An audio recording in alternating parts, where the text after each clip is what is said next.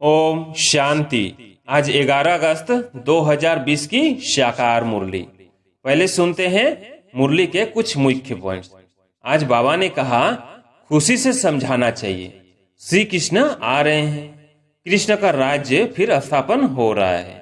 यह सुनकर भारतवासियों को भी खुशी होनी चाहिए, परंतु यह उमंग उन्हों को आएगा जो तकदीरवान होंगे। फिर बाबा ने कहा बच्चों को भी बहुत खुशी में रहना चाहिए। जन्माष्टमी पर मनुष्य कपड़े आदि नए पहनते हैं, लेकिन तुम जानते हो कि अभी हम यह पुराना शरीर छोड़ नया कंचन शरीर लेंगे। कंचन काया कहते हैं ना, अर्थात सोने की काया। आत्मा भी पवित्र, शरीर भी पवित्र। बाबा ने कहा देह के सब धर्म छोड़ अपने को आत्मा समझो। बाबा कितना समझाते हैं फिर भी नहीं समझते हैं, तो बाप समझ जाते हैं इनकी तकदीर में नहीं है। फिर आगे बाबा ने कहा सबको पैगाम देना है, इसमें बड़ी समझ चाहिए, इतना नशा चाहिए। हमको भगवान पढ़ाते हैं, भगवान के साथ रहते हैं, भगवान के बच्चे भी हैं, तो फिर हम पढ़ते भी हैं। और लास्ट में बाबा ने कहा बाप तो समझाते रहते हैं बच्चे अच्छे गुण धारण करो, कुल का नाम वाला करो। तुम जानते हो अभी हम ऊंच से ऊंच ब्राह्मण कुल के हैं। अब मुरली सुनते हैं विस्तार से। मीठे बच्चे, तुम्हारी एम ऑब्जेक्ट है वंडरफुल रंग बिरंगी दुनिया, स्वर्ग का मालिक बनना। तो सदा इसी खुशी में हर्षित रहो, मुरझाया हुआ नहीं। प्रश्न, तकदीरवान बच्चों को कौन सा उमंग सदा बना रहेगा? उत्तर, हमें बेहद का बाप नई दुनिया का प्रिंस प्रिंसेस बनाने के लिए पढ़ा रहे हैं। तुम इसी उमंग से सबको समझा सकते हो कि इस लड़ाई में स्वर्ग समाया हुआ है। इस लड़ाई के बाद स्वर्ग के द्वार खुले हैं। इसी खुशी में रहना है और खुशी खुशी से दूसरों को भी समझाना है। गीत है दुनिया रंग रंगीली बाबा। ओम शांति। यह किन्होंने कहा बाबा को कि दुनिया रंग बिरंगी है? अब इनका अर्थ दूसरा कोई समझ न सके। बाप ने समझाया है यह खेल रंग रंगीला है। कोई भी बाइस्कोप आदि होता है तो बहुत रंग बिरंगी सीन सीनरियां आदि होती है ना। अब इस बेहद की दुनिया को कोई जानते ही नहीं।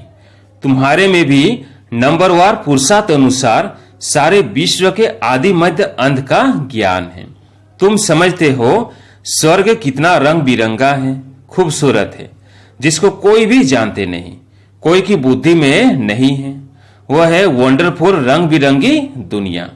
गाया जाता है वंडर ऑफ द वर्ल्ड। इसको सिर्फ तुम जानते हो। तुम ही वंडर ऑफ वर्ल्ड के लिए अपने अपने तकदीर अनुसार पुरुषार्थ कर रहे हो। एम ऑब्जेक्ट तो है, वह है वंडर ऑफ वर्ल्ड। बड़ी रंग बिरंगी दुनिया है जहां हीरे जवाहरातों के महल होते हैं। तुम एक सेकंड में वंडरफुल बैकुंठ में चले जाते हो, खेलते हो, रास विलास आदि करते हो। बरोबर वंडरफुल दुनिया है ना। यहाँ है माया का राज्य। यह भी कितना वंडरफुल है।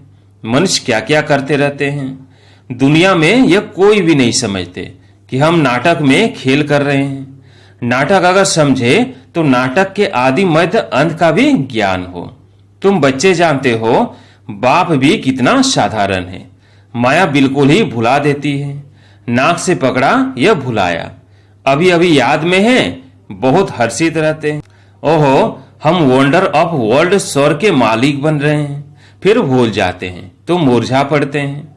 ऐसा मुरझा जाते हैं जो भील भी ऐसा मुरझाया हुआ न हो, जरा भी, जैसे कि समझते ही नहीं कि हम स्वर्ग में जाने वाले हैं। हमको बेहद का बाप पढ़ा रहे हैं, जैसे एकदम मुर्दे बन जाते हैं। वही खुशी नशा नहीं रहता। अभी वंडर ऑफ वर्ल्ड की स्थापना हो रही है। वंडर ऑफ वर्ल्ड का श्री कृष्ण है प्रिंस, यह भी तुम जानते हो। कृष्ण जन्माष्टमी पर भी जो ज्ञान में होशियार है वो समझाते होंगे। Shri Krishna wonder of world का प्रिंस था। वह सतयुग फिर कहाँ गया? सतयुग से लेकर सीढ़ी कैसे उतरे, सतयुग से कलयुग कैसे हुआ, उतरती कला कैसे हुई, तुम बच्चों की बुद्धि में ही आएगा। उस खुशी से समझाना चाहिए श्री कृष्ण आ रहे हैं। कृष्ण का राज्य फिर स्थापना हो रहा है। यह सुनकर भारतवासियों को भी खुशी होनी चाहिए, परंतु यह उमंग उन्हों को आएगा जो तकदीरवान होंगे। दुनिया के मनुष्य तो रत्नों को भी पत्थर समझकर फेंक देंगे। यह अविनाशी ज्ञान रत्न है ना, इन ज्ञान रत्नों का सागर है बाप। इन रत्नों की बहुत वैल्यू है। यह ज्ञान रत्न धारण करने हैं। अभी तुम ज्ञान सागर से डायरेक्ट सुनते हो, तो फिर और कुछ भी सुनने की दरकार ही नहीं। सतयुग में यह होते नहीं। न वहां LLB न सर्जन आदि बनना होता है। वहां यह नॉलेज ही नहीं। वहां तो तुम प्रारब्ध भोगते हो।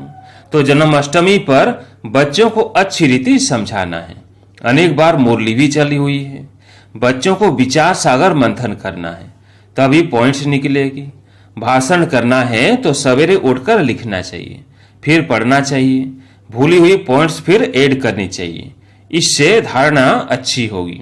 फिर भी लिखत मुआफिक सब नहीं बोल सकेंगे, कुछ न कुछ पॉइंट्स भूल जाएंगे। तो समझाना होता है कृष्ण कौन है। यह तो वंडर ऑफ वर्ल्ड का मालिक था। भारत ही पैराडाइज था। उस पैराडाइज का मालिक श्री कृष्ण था। हम आपको संदेश सुनाते हैं कि श्री कृष्ण आ रहे हैं। राजयोग भगवान ने ही सिखाया है, अब भी सिखला रहे हैं। पवित्रता के लिए भी पुरुषार्थ करा रहे हैं, डबल सिरताज देवता बनाने के लिए। यह सब बच्चों को स्मृति में आना चाहिए।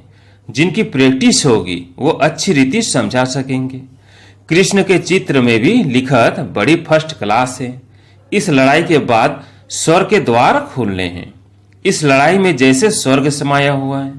बच्चों को भी बहुत खुशी में रहना चाहिए। जन्माष्टमी पर मनुष्य कपड़े आदि नए पहनते हैं, लेकिन तुम जानते हो कि अभी हम यह पुराना शरीर छोड़ नया कंचन शरीर लेंगे। कंचन काया कहते हैं ना, अर्थात सोने की काया। आत्मा भी पवित्र, शरीर भी पवित्र। अभी कंचन नहीं है, नंबर वार बन रही है। कंचन बनेंगी ही याद की यात्रा से। बाबा जानते हैं बहुत है जिनको याद करने का भी अकल नहीं है। याद की जब मेहनत करेंगे तभी वाणी जोरदार होगी। अभी वो ताकत कहाँ है, योग है नहीं। लक्ष्मी नारायण बनने की शकल भी चाहिए ना, पढ़ाई चाहिए। कृष्ण जन्माष्टमी पर समझाना बहुत सहज है। कृष्ण के लिए कहते हैं श्याम सुंदर। कृष्ण को भी काला, नारायण को भी काला, राम को भी काला बनाया है। बाप खुद कहते हैं मेरे बच्चे जो पहले ज्ञान चिता पर बैठ स्वर्ग के मालिक बने, फिर कहाँ चले गए? काम चिता पर बैठ नंबर वार गिरते चले आए। सृष्टि भी सतो प्रधान, सतो रजो तमो बनती है। तो मनुष्यों की अवस्था भी ऐसी होती है। काम चिता पर बैठ सब श्याम अर्थात काले बन गए हैं। अब मैं आया हूं सुंदर बनाने। आत्मा को सुंदर बनाया जाता है। बाबा हर एक की चलन से समझ जाते हैं। मनसा वाचा कर्मणा कैसे चलते हैं, कर्म कैसे करते हैं, उससे पता पड़ जाता है। बच्चों की चलन तो बड़ी फर्स्ट क्लास होनी चाहिए। मुख से सदैव रतन निकलने चाहिए। कृष्ण जयंती पर समझाने का बहुत अच्छा है। श्याम और सुंदर की टॉपिक है। कृष्ण को भी काला तो नारायण को फिर राधा को भी काला क्यों बनाते हैं? शिवलिंग भी काला पत्थर रखते हैं। अब वो कोई काला थोड़ी है। शिव है क्या और चीज क्या बनाते हैं? इन बातों को तुम बच्चे जानते हो।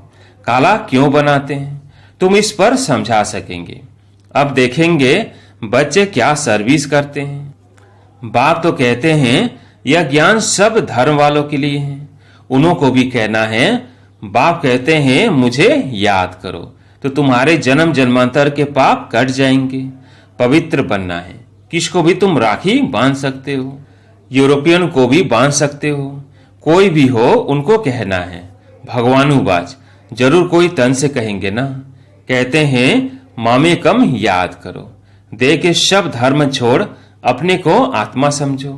बाबा कितना समझाते हैं फिर भी नहीं समझते हैं। तो बाप समझ जाते हैं इनकी तकदीर में नहीं है। यह तो समझते होंगे शिव बाबा पढ़ाते हैं। रथ बिगड़ तो पढ़ा ना सके, इशारा देना ही बस है। कोई कोई बच्चों को समझाने की प्रैक्टिस अच्छी है। बाबा मम्मा के लिए तो समझते हो यह ऊंच पद पाने वाले हैं। मम्मा भी सर्विस करती थी ना, इन बातों को भी समझाना होता है। माया के भी अनेक प्रकार के रूप होते हैं। बहुत कहते हैं हमारे में मम्मा आती है, शिव बाबा आते हैं, परंतु नई नई पहुंच तो मुखर तन द्वारा ही सुनाएंगे कि दूसरे किसी द्वारा सुनेंगे, ये हो नहीं सकता। ऐसे तो बच्चियां भी बहुत प्रकार की पॉइंट्स अपनी भी सुनाती है।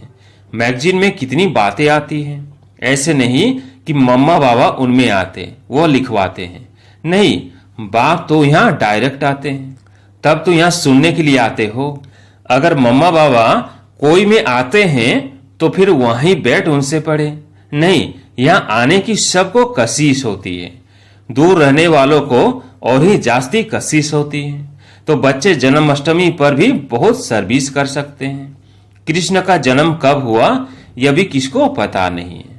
तुम्हारी अब झोली भर रही है तो खुशी रहनी चाहिए, परंतु बाबा देखते हैं खुशी कोई कोई में बिल्कुल है नहीं। सीमत पर न चलने का तो जैसे कसम उठा लेते हैं। सर्विसुल बच्चों को तो जैसे सर्विस ही सर्विस सूझती रहेगी। समझते हैं बाबा की सर्विस नहीं की, किसको रास्ता नहीं बताया तो गोया हम अंधे रहे। यह समझने की बात है ना। बैज में भी कृष्ण का चित्र है, इस पर भी तुम समझा सकते हो। कोई से भी पूछो इन्हों को काला क्यों दिखाया है, बता नहीं सकेंगे। शास्त्रों में लिख दिया है राम की स्त्री चुराई गई, परंतु ऐसी कोई बात वहां होती नहीं। तुम भारतवासी ही परिस्तानी थे, अब कब्रिस्तानी बने हैं। फिर ज्ञान चिता पर बैठ देवी गुण धारण कर परिस्तानी बनते हैं। सर्विस तो बच्चों को करनी है, सबको पैगाम देना है। इसमें बड़ी समझ चाहिए, इतना नशा चाहिए। हमको भगवान पढ़ाते हैं, भगवान के साथ रहते हैं, भगवान के बच्चे भी हैं तो फिर हम पढ़ते भी हैं। बोर्डिंग में रहते हैं तो फिर बाहर का संग नहीं लगेगा। यहाँ भी स्कूल है ना। क्रिश्चियन में फिर भी मैनर्स होते हैं, अभी तो बिल्कुल नो मैनर्स। तमो प्रधान पति थे, देवताओं के आगे जाकर माथा टेकते हैं, कितनी उनकी महिमा है। सतयुग में सभी के दैवी कैरेक्टर थे, अभी आसुरी कैरेक्टर है। ऐसे से तुम भाषण करो तो सुनकर बहुत खुश हो जाएं। मुख छोटा बात बड़ी, यह कृष्ण के लिए कहते हैं। अभी तुम कितनी बड़ी बातें सुनते हो, इतना बड़ा बनने के लिए। तुम राखी कोई को भी बांध सकते हो, यह बाप का पैगाम तो सबको देना है। यह लड़ाई स्वर का द्वार खोलती है। अब पति से पावन बनना है, बाप को याद करना है, देहधारी को नहीं याद करना है। एक ही बाप सर्व की सदगति करते हैं। यह है ही आयरन एजेड वर्ल्ड। तुम बच्चों की बुद्धि में भी नंबरवार पुरुषार्थ अनुसार धारणा होती है। स्कूल में भी स्कॉलरशिप लेने के लिए बहुत मेहनत करते हैं। यहाँ भी कितनी बड़ी स्कॉलरशिप है, सर्विस बहुत है। माताएं भी बहुत सर्विस कर सकती है। चित्र भी सब उठाओ, कृष्ण का काला, नारायण का काला, रामचंद्र का भी काला चित्र उठाओ, शिव का भी काला, फिर बैठ समझाओ। देवताओं का काला क्यों किया है? श्याम सुंदर। श्रीनाथ द्वारे जाओ तो बिल्कुल काला चित्र है। तो ऐसे ऐसे चित्र इकट्ठे करने चाहिए, अपना भी दिखाना चाहिए। श्याम सुंदर का अर्थ समझाकर कहो कि तुम भी अब राखी बांध, काम चिता से उतर, ज्ञान चिता पर बैठेंगे तो गोरा बन जाएंगे। यहाँ भी तुम सर्विस कर सकते हो। भाषण बहुत अच्छी रीति कर सकते हो। किन्हों को काला क्यों किया है, शिवलिंग को भी काला क्यों किया है, सुंदर और श्याम क्यों कहते हैं, हम समझाए। इसमें कोई नाराज नहीं होगा। सर्विस तो बहुत सहज है। बाप तो समझाते रहते हैं, बच्चे अच्छे गुण धारण करो, कुल का नाम वाला करो।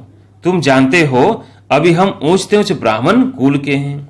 फिर राखी बंधन का अर्थ तुम कोई को भी समझा सकते हो, वैश्याओं को भी समझाकर राखी बांध सकते हो। चित्र भी साथ में हो। बाप कहते हैं मामे कम याद करो। यह फरमान मानने से तुम गोरे बन जाएंगे। बहुत युक्तियां हैं, कोई भी नाराज नहीं होगा। कोई भी मनुष्य मात्र किसकी सदगति कर नहीं सकते सिवाय एक के। भल राखी बंधन का दिन न हो, कभी भी राखी बांध सकते हो। यह तो अर्थ समझना है। राखी जब चाहे तो बांधी जा सकती है। तुम्हारा धंधा ही यह है। बोलो, बाप के साथ प्रतिज्ञा करो। बाप कहते हैं मामे कम याद करो, तो पवित्र बन जाएंगे। मस्जिद में भी जाकर तुम उनको समझा सकते हो, हम राखी बांधने के लिए आए हैं। यह बात तुमको भी समझने का हक है। बाप कहते हैं मुझे याद करो तो पाप कट जाएंगे। पावन बन पावन दुनिया का मालिक बन जाएंगे। अभी तो पति दुनिया है ना। गोल्डन एज थी जरूर, अब आयरन एज है। तुमको गोल्डन एज में खुदा के पास नहीं जाना है? ऐसे सुनाओ तो झट आकर चरणों पर पड़ेंगे। अच्छा, मीठे मीठे सिगिल दे बच्चों प्रति माता पिता बाप दादा का याद प्यार और गुड मॉर्निंग। रूहानी बाप की रूहानी बच्चों को नमस्ते। हम रूहानी बच्चों की रूहानी बाप दादा को याद प्यार गुड मॉर्निंग नमस्ते नमस्ते। धारणा के लिए मुख्य सार। पहला, ज्ञान रत्नों के सागर से जो अविनाशी ज्ञान रत्न प्राप्त हो रहे हैं उनकी वैल्यू रखनी है। विचार सागर मंथन कर स्वयं में ज्ञान रत्न धारण करने हैं। मोक्ष से सदैव रत्न निकालने हैं। दूसरा, याद की यात्रा में रहकर वाणी को जोहरदार बनाना है। याद से ही आत्मा कंचन बनेगी, इसलिए याद करने का अकल सीखना है। आज प्यारे मीठे बाबा का वरदान है, पुरानी देह और दुनिया को भूलने वाले बाप दादा के दिल तख्त नशीन भव। पुरानी देह और दुनिया को भूलने वाले बाप दादा के दिल तख्त नशीन भव। संगम युग श्रेष्ठ आत्माओं का स्थान है ही बाप दादा का दिल तख्त। ऐसा तख्त सारे कल्प में नहीं मिल सकता। विश्व के राज्य का व स्टेट के राज्य का तख्त तो मिलता रहेगा, लेकिन यह तख्त नहीं मिलेगा। यह इतना विशाल तख्त है जो चलो फिरो खाओ सो लेकिन सदा तख्त नशीन रह सकते हो। जो बच्चे सदा बाप दादा के दिल तख्त नशीन रहते हैं वो इस पुरानी देह व देह की दुनिया से विस्मृति रहते हैं। इसे देखते हुए भी नहीं देखते। स्लोगन, हद के नाम मान शान के पीछे दौड़ लगाना, अर्थात परछाई के पीछे पड़ना। अच्छा, ओम शांति।